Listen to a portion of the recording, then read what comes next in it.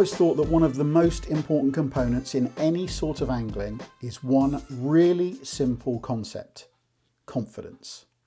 If you're not confident in what's on the end of your line, then simply put, you're probably not going to catch a fish with it. You won't leave it on long enough for it to make a difference. And one of the most difficult bits about fly fishing, and certainly fly tying, is everybody starts to consider that all these things are really, really complex. Well, the fly that I want to tie for you today is not only probably the simplest fly in the world to tie, but it is also one of the most deadly effective patterns you can pull out of your box. It's called the Simple Olive, and this is how you put it together. So there's the finished fly that we're going to try to achieve today, the Simple Olive. It might look slightly complicated, but that's one of the beauties of this, that even though that looks quite a kind of a highly technical fly to tie, it really isn't that difficult. That one's on a size 14. You can tie this in 16s, 18s, 20s if you want to, depending on the size of the natural insects that inhabit the river or the still water that you're fishing on. I'm going to tie this in a 14 to show you how to put it together. And in the vise, I've got a Hanak 130 BL dry fly hook. So this is a barbless hook in size 14. Very fine wire, so very lightweight, really easy to be supported by the materials we're going to be using today. The next thing is the tying thread. I'm using an olive tying silk here. This is Nanosilk, so super fine silk. Really, really fine. And the reason I like using this is because it almost pretty much disappears when you introduce it. So I'm going to catch on with a few turns like so, and then trim off the excess piece. And the first part of the job with this particular pattern, having laid down a nice little neat bed of the tying silk, first of all, understand that you're not going to crowd the eye. So your tying thread probably needs to leave a gap of about 5 to 6 millimeters from the eye to where the thread hangs down. And the rest of the fly will go off the back of the hook just in front of the bend, just before it starts to go round the corner, if you like. I hope you can see that there. So first things first, I'm just going to park my thread halfway down the hook like so, and I'm going to tie in my tailing material. For that, on this fly, I'm using Coq de Leon feather. Now, I'm sure you're familiar with this. If you're not, you can buy it in lots of different places. It's a brilliant tailing material because it's very fine and it's got this lovely barring to it. So it looks really realistic. And all I'm going to do is just fold away a few of the fibres from the main stalk of the feather. And if you're struggling, just bend the feather like so, and they kind of spring off in a straight line at a tangent, if you like. And I'm going to pinch off 3 fibres. Fingers and thumbs today. Quite a delicate operation, but there you go. So 3 fibres.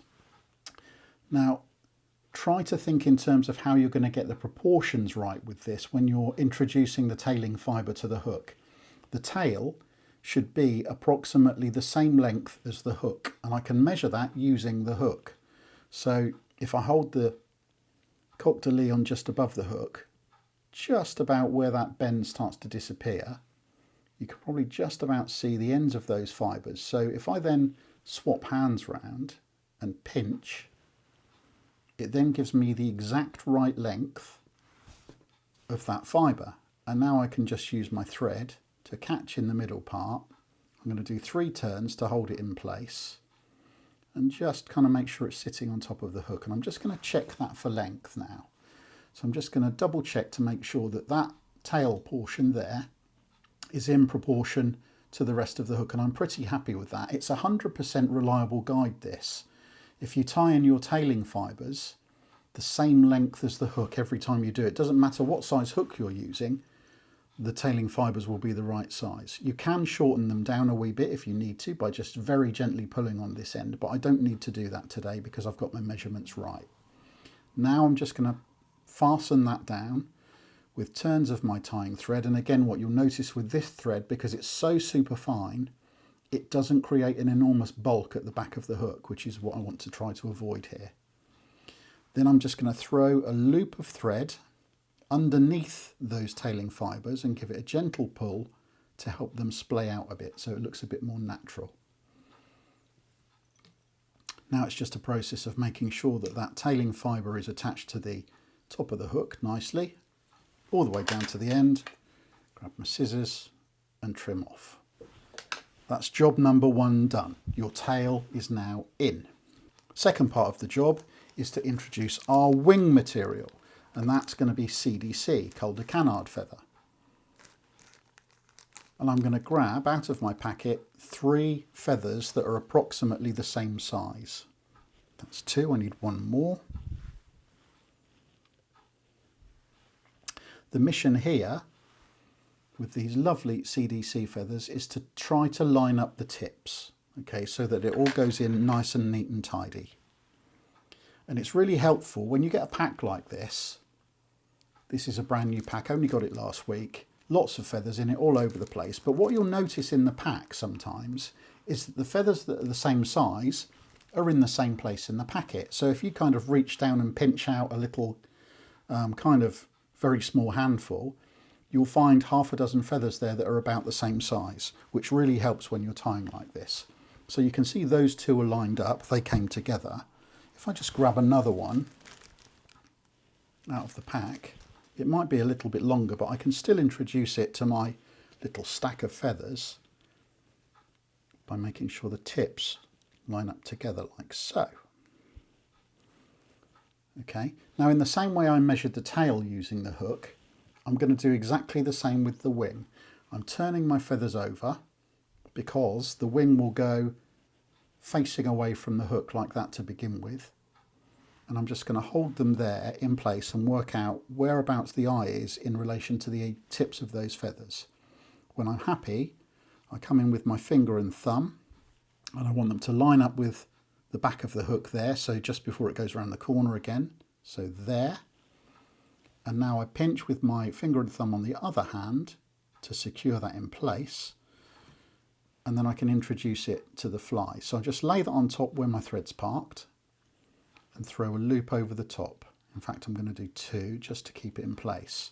Now I can take a little step back and just check for length again. Look at that wing and just try to work out if it looks the right size. Often with this you'll tie them in a bit long. You can just gently pull these ends to make it shorter. In this case, I'm pretty happy. Once you're happy, just hold the other piece down, a few turns to secure it to the top of the hook, and then lift up by brushing it back with your finger and thumb and throw a couple of turns of thread back on this side. Now I'm just going to take my tying thread down that feather to about the halfway point on the hook, grab my scissors and come in with a horizontal cut and trim off. What that then does is it starts to build up the front part of the fly to give you a nice taper so it looks like a natural insect. You can see this is bushy here, but I can secure that down with my tying thread, which is what I'm going to do now, and take the thread right back down to the point where the tail was tied in. You can see there's already a fairly nice looking taper there. Now the next material that we're going to use on this fly is dubbing. In this case I'm using Semperfli Kapok dubbing, which is a brilliant material for little tiny dry flies. It's extremely buoyant, and it's actually a rather strange material to tie with because it all but disappears. I've taken off a sort of a wisp of this dubbing, and I'm just going to form a dubbing rope with it by rolling it around my tying thread. And as you start to roll, it just vanishes almost. It really is strange stuff, but it's really effective and suspends an awful lot of weight. You can see I've got quite a nice little dubbing rope there. Slide that up my thread and just create a really lovely even body as it goes up. Now with this, be careful that you don't catch the end of the tailing fibres because then you'll flatten them. So I just want to make sure my first turn is away. And as you start to build up the turns of the dubbing, you can see that it forms a realistic segmentation. I've got just a wee bit too much of the dubbing there, so I'm just going to use the thumbnail on my tying hand to just roll that away and redub it, like so. Okay. Lovely looking little body, quite bulky, but you know, this is the sort of fly that you could end up fishing with for a long time, and you want it to maintain its buoyancy. So I'm not all that worried about that, and it is actually a really sort of good profile. So I'm confident that that fly will do the job that it's intended for. Okay, next part of the process. On my dry flies like this, I really like to introduce a hackle too. So you could actually fish it like this with a little bit of dubbing and a couple of CDC feathers. I'm pretty sure that would sit up quite nicely in the water. But I really personally like to have a hackle on my dries that are this type of pattern, because I just think it adds a little bit of attraction. It looks a little bit more leggy. And for that, I'm going to use a grizzle cape. This sort of stuff here. Now, this is one of the areas that people really struggle with, I think, partly because they select the grizzle hackles that are just a little bit too long. And again, it's all about trying to match up the size of the hook with the size of the feather on the cape, and everything else kind of being in relation to each other. So the shorter fibres on a cape tend to be in the middle, I've found. So that's where I'm going to go for this particular fly. And I'm just going to pinch out one of the central feathers like so, and then I'm going to take my finger and thumb and I'm going to snap off about, I suppose, 2 inches of that hackle. So you end up with a little piece like that. The next thing, I'm just going to use my finger and thumb to brush the fibres at the very bottom away and pull them off so it exposes the stem of the hackle feather. And I'm going to introduce that at a 45-degree angle behind the CDC. So you see where the thread's hanging down here, and you've got this wing here. You just kind of gently introduce that hackle feather right to the very point where that stem turns into feather again. And then I'm going to chuck a couple of loops of thread over the top like so. That's now secured and in place. But to make sure I'm in good shape here, I'm going to fold the wing back like so. So it's all out of the way, and you can see that little stem of the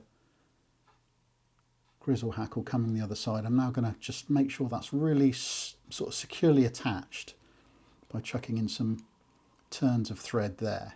Crucially, once I've finished, I'm going to bring my thread back to that side of the wing, so it comes to the back side of the wing. And then I'm just going to roll my vise round, grab my scissors and trim off the stem of that grizzle hackle. Now, important that you don't try and do it from that side, because it's really, really easy here to accidentally cut your thread or chop off some of the CDC, which you don't want to do. Okay, just going to chuck another couple of turns of thread there because security is all. Okay, and then bring it back to the rear side of the wing like so and let it hang down. The next tool you're going to need is a pair of hackle pliers. And what I'm going to do here is I'm going to make 3 turns of the hackle. I'm going to do 1 turn behind the wing, and then I'm going to swap and do 2 turns which go the other side of the wing in a diagonal turn around the front of the wing and behind the thread. It sounds more complicated than it is, but grab the tip with your hackle pliers, just a nice wind like so, so you can see all of those fibres splaying out. That's my first turn. The next thing I'm going to do with the finger and thumb on my other hand is brush those feathers back and do a turn in front of the wing but behind the thread, kind of diagonal, a little bit fiddly, and a second turn in exactly the same plane. So as I said, I've got one turn behind the wing and two in front. One more turn to do, which is really just a catching turn, if you like. All you're trying to do is bring this feather in front of the wing so you can tie it off. So just loop it around nice and slowly and carefully. Grab your tying thread and secure it down with a couple of turns just to hold it in place. Okay, then I'm going to grab my scissors, and rather than cutting, snipping, I'm just going to close the blades on my scissors, rest them on the hook and just push through that hackle so that it comes off nice and clean. Again, what you don't want to do is accidentally hack off some of the hackle or the feather or cut your thread. Okay, there's only one more process to go here. Well, two really, including the whip finish. I just really like, I mean, again, you could fish it as it is there, but I really like to introduce just a little bit of dubbing here to make it feel like it's a little bit leggy. So I'm just going to grab some natural fur out of my fur box, and I'm going to grab some fox squirrel. Any sort of short spiky dubbing will do here, and you really don't want much of it at all. Just a little pinch, really, honestly, almost the least you can get away with. You can wax your thread here if you want to, and I'm just going to dub that on, and it's less than an inch long, this piece of dubbing, and it's really tight to the thread. Slide it up, but before I dub it on, I'm just going to use my finger and thumb on my other hand to brush all of these hackle fibres backwards, just to give me a nice clean finish. Once everything's out of the way, just turn your dubbing around, leave your thread parked in the gap between the dubbing and the eye, and then bring in your whip finish tool like so, and I'm going to do two-turn whip finishes.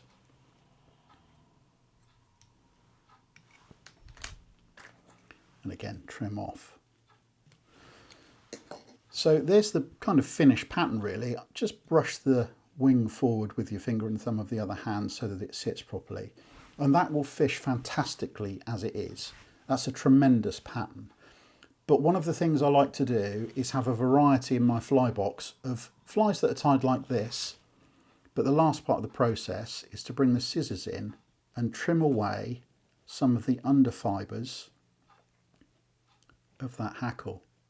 What that will do is it will make the fly sit lower in the water column. So rather than kind of sitting right up, it will sit in the film a bit more rather than on top of it.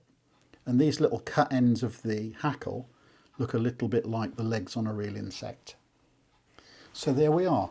That is the finished fly, and it's taken me a long time to go through this, I know, but because I actually wanted to go through each process with you, so that you understand exactly how I put this fly together.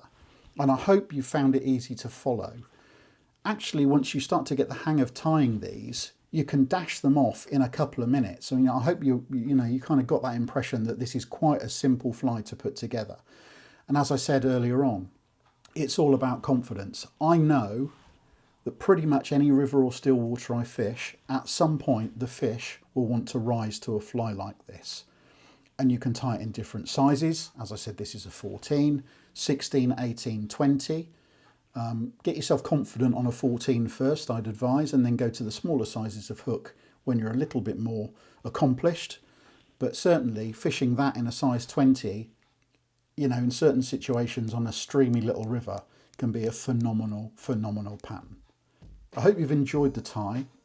I hope you have a go at putting it together and tying it on, and when you do, you get a few fish to rise, because there's nothing like the reward you get from putting a fly together yourself, tying it on your tippet and seeing a fish come up and swallow it. Please subscribe to the channel, and thanks ever so much for watching.